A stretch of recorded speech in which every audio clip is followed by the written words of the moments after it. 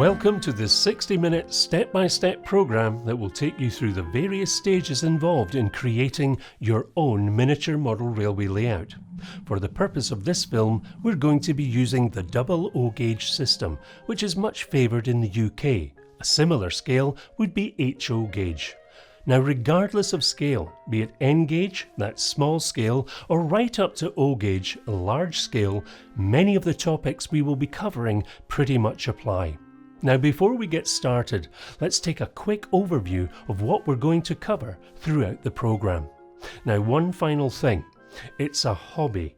Whatever your reason for getting into this miniature world of model railways, make sure you enjoy your time spent planning and building. Index overview.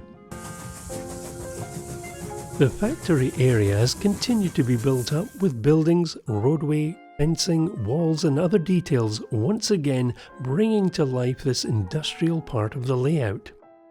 There is a mix of building methods here. Most of the buildings are from the card kit manufacturer Metcalf, while the oil tanks and coaling crane are from Ratio Models.